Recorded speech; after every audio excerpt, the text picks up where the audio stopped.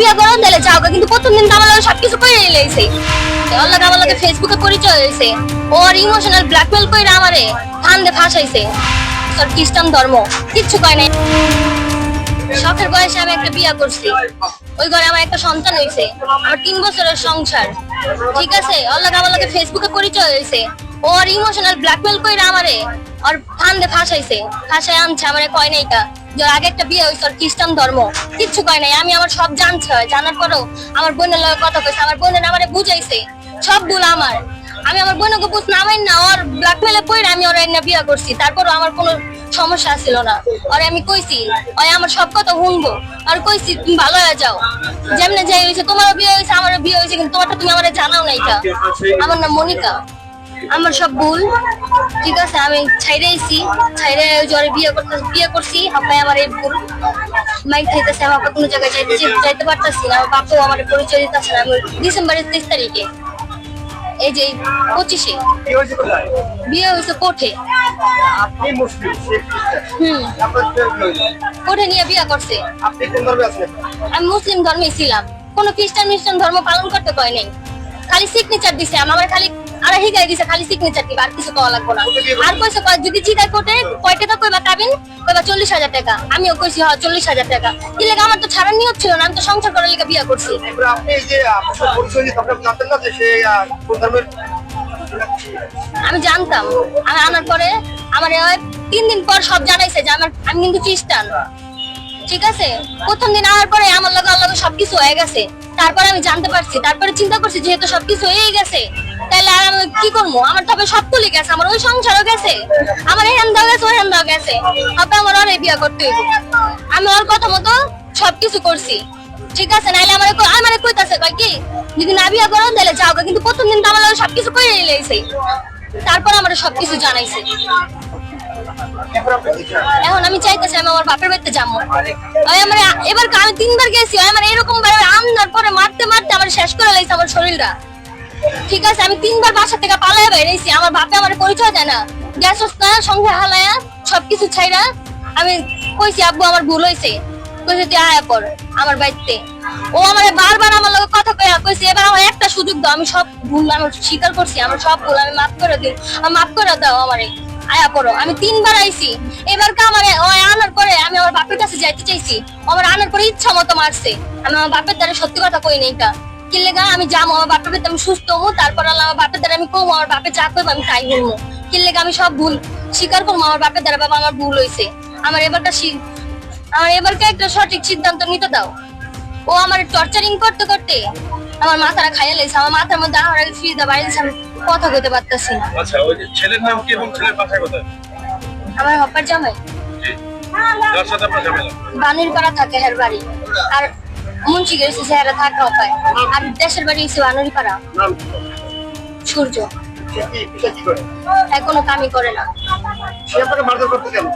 মারধর করতে আমি ওর ভুলগুলা ধরাই দিতাম, এই কারণে আমার মারধর করতো।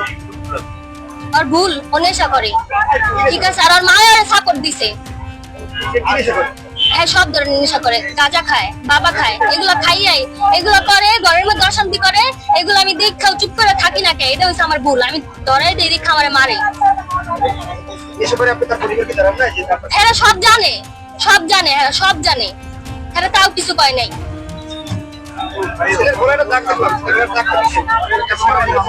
ডাক্তার ফাঁসি দিতে গেছে, আমার দেখায় পরে আমি যে দৌড়ছি, আমার অসুস্থ শরীর, আমি যে দৌড়ছি ও আমার সামনে ফাঁসি দিছে আমার মারার পরে। ফাঁসি দিছে আমার বাপের বাড়িতে আমি যামুগা, আমার বাপের বাড়িতে আমি যামুগা, আমার বাপের বাড়িতে যেতে আমি না যাই। সে 20 তারিখে আসে, 20 তারিখে আমাদের বিয়ে হয়। তো একান্ত ভাবে বিয়ে হয় না। আমি আগে বলছিলাম আসার পরে যে দেখেন আপনি থাকেন 5 দিন, আমি কেমন ছেলে সেটা দেখেন। আমার মা ফ্যামিলি সবাই বুঝেছে। সে বলছে না আপনার ছেলের হাত ধরে আসছি, আপনার ছেলের সাথে মার করবো। আসলে আপনি কি কোন ধর্মের? আমি খ্রিস্টান ধর্মের। আচ্ছা, মেয়ে কোন ধর্মের? মুসলিম ধর্মের। মুসলিম। তো বিবাহ কিভাবে করছেন? বিবাহ করছি কোঠে। কোটে মানে সে কি খ্রিস্টান হয়েছে? তারপর হ্যাঁ, সেখানে ওখানে খ্রিস্টান লেখা আছে। হ্যাঁ, তার স্টেটমেন্ট তো আমাদের কাছে বললো সে খ্রিস্টান হলে শুধুমাত্র আমার যে উকিল সে তো আর কখনো মিথ্যা কথা বলবে না, লেখাটা তো আর মিথ্যা কথা বলবে না, বলবে। আমার নাম সূর্য সরকার। এরপরের নাম কি? অ্যাডভোকেটের নাম আমার জানা নাই, আমার আম্মু জানে। আচ্ছা, সে মুসলমান থেকে খ্রিস্টান হয়েছে। হ্যাঁ, তারপরে সবকিছু ভাইয়া ভালো ছিল, তারে ছাড়ার কোনো আমার ইচ্ছা নাই। সে আমার সাথে সংসার করার অবস্থায় সে ঢাকা যায়, তার আমি থাকাকালীন ছেলে ফেরেন কেন থাকে? আমি কষ্ট করে আসলে ভাইয়া মিথ্যা না, আমার সবাই জানে, আমার ফ্যামিলি জানে। আমি এই কারণে আজকে খারাপ হয়েছে। হ্যাঁ ভাইয়া, আমি টুকটাক এটা ওইটা করি, আগে করতাম না। এটা পাওয়ার পর আমি অনেক চেঞ্জ হয়ে গেছি। আমি যে যেখানে কাজ করি সেখানেও জানবেন, আমি যে একটু ভালো হই, এ আমার কাছ থেকে যায় যাই ঢাকার শহরে বান্ধবীদের সাথে বাবা খায়, এইটা করে ওইটা করে। আমি স্বামী হইয়া কেমনে সেটা মানবো? আমি তার ইমোশনাল মানে তাড়াতাড়ি কই যে তুমি আমার বউ, ঘরে ফিরে আসো। আমি চাই না, তার আগে একটা বিয়ে হয়েছে, তার স্বামী তারে ক্ষতি করতে চায়।